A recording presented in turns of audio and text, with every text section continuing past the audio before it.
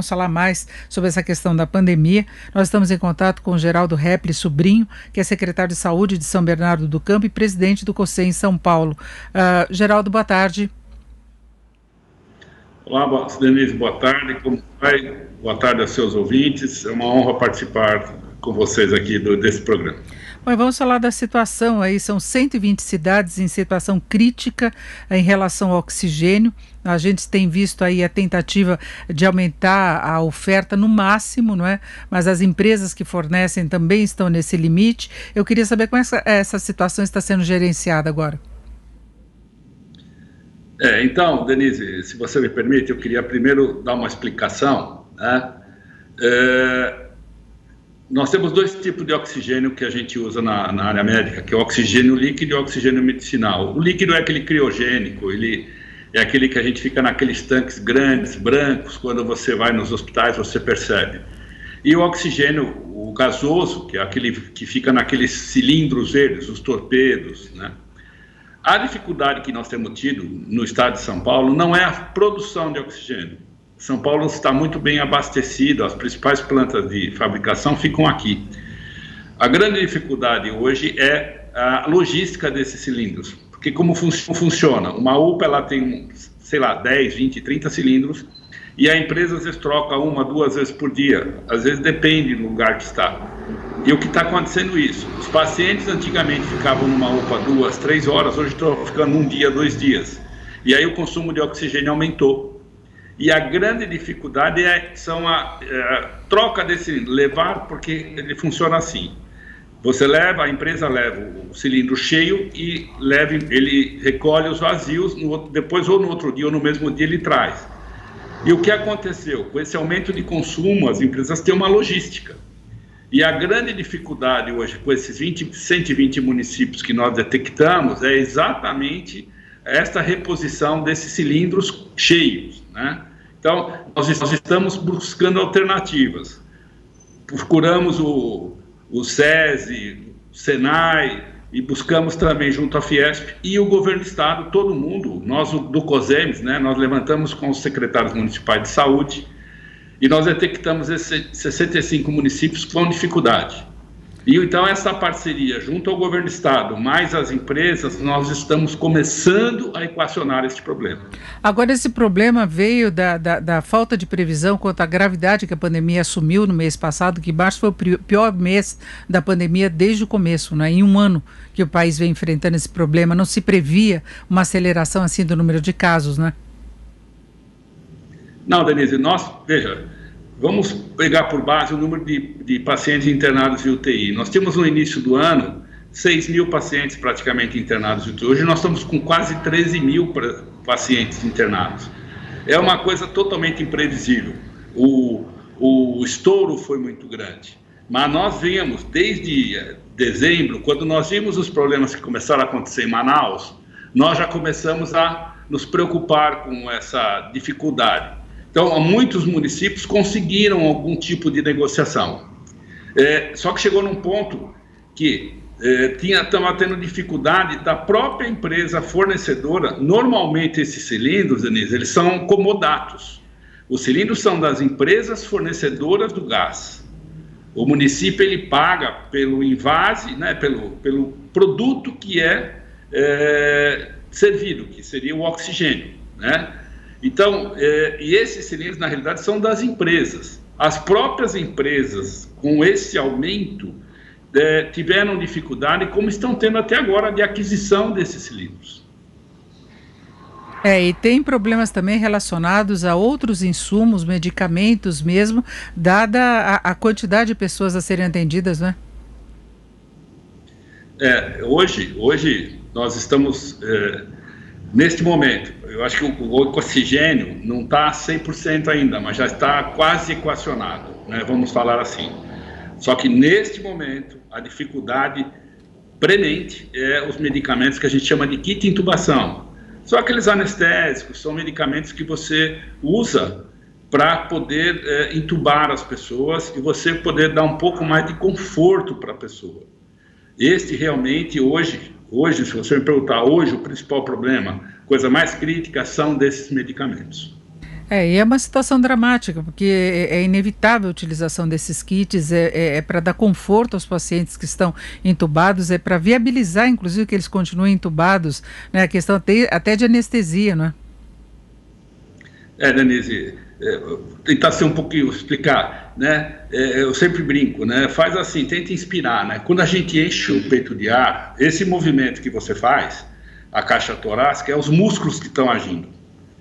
E quando você entuba um paciente, a hora que você começa a fazer esse movimento, ele também começa a brigar com o aparelho, né? Imagina.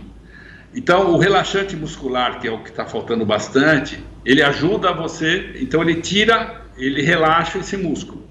Além disso, eu sempre faço um comparativo. Imagina, quando a gente, por qualquer motivo, você se engasga, que alguma coisa entra na traqueia, né? A gente tem aquela coisa de tossir. Todo mundo já fez isso, já se engasgou. Imagina você enfiar um tubo na garganta de uma pessoa, tá? E ele tentar, imagina o que ele vai brigar e o quanto isso é desconfortável. Aí a importância dos anestésicos. Você deixa essa pessoa relaxada, com o relaxante, mais a anestesia, você tira a consciência e aí o aparelho começa a jogar o oxigênio dentro do pulmão da pessoa. Então, esses dois medicamentos são importantíssimos. Imagina se nós tivermos que entubar uma pessoa com ele consciente.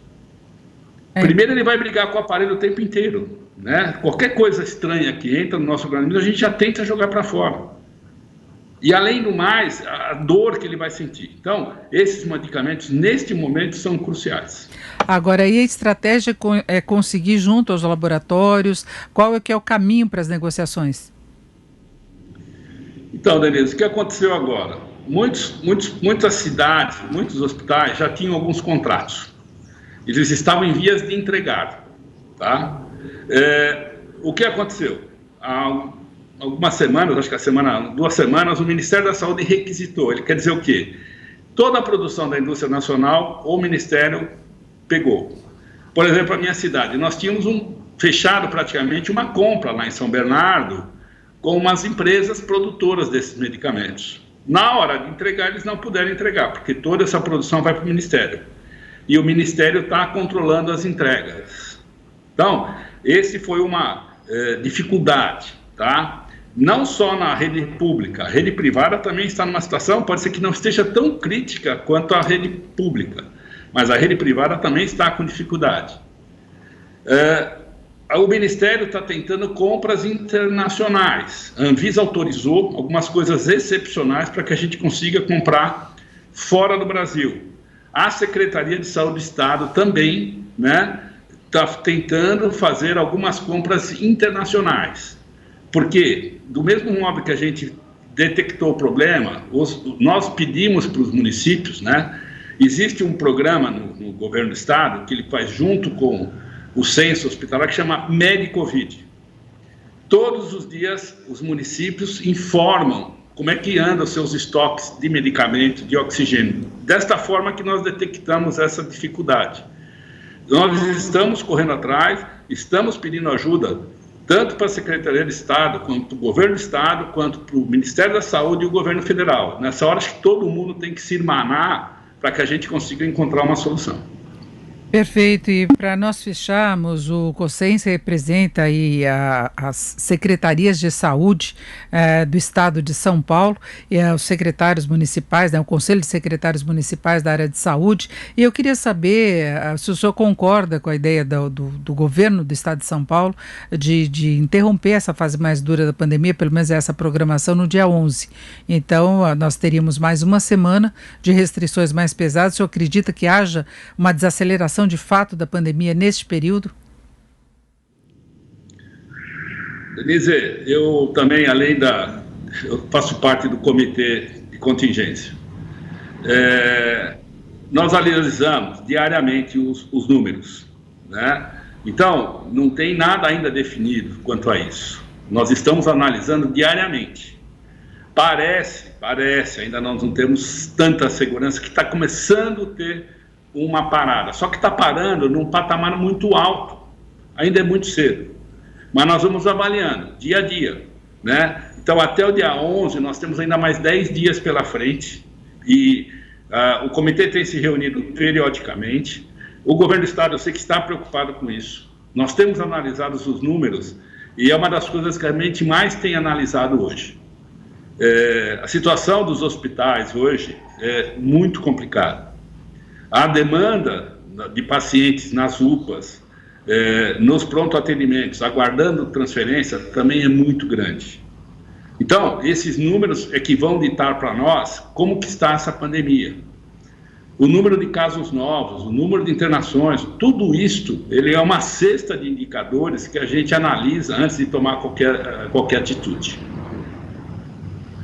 Bom, nós ouvimos o Geraldo Repli Sobrinho, que é secretário de Saúde de São Bernardo do Campo e presidente do COSEN em São Paulo. Doutor Geraldo, muito obrigada, uma boa tarde. Denise, muito obrigado. Se você permitir, eu queria só fazer mais um apelo. Pois não. E é importante que a gente fale para as nossas autoridades. Nós estamos numa fase muito crítica, mas é importante que nós olhemos para o futuro. E é importante que todo mundo, irmanado, também pense. O sistema de saúde que nós tínhamos será o mesmo daqui para frente? Não pode mais ser. Então, todos nós, gestores públicos, temos que pensar para frente também. O que vai ficar dessa pandemia? Como vai ficar o nosso sistema de saúde? Ele nunca mais, na minha opinião, nós temos que lutar por isso, ele poderá ser o mesmo. Nós temos que lutar para que o que está sendo feito, não sei se nós conseguiremos manter toda essa estrutura, mas uma grande parte dela precisa ser mantida. E eu agradeço o espaço. Pessoal, tomem cuidado, usem máscaras, álcool em gel e lavem as mãos, por favor. Obrigada.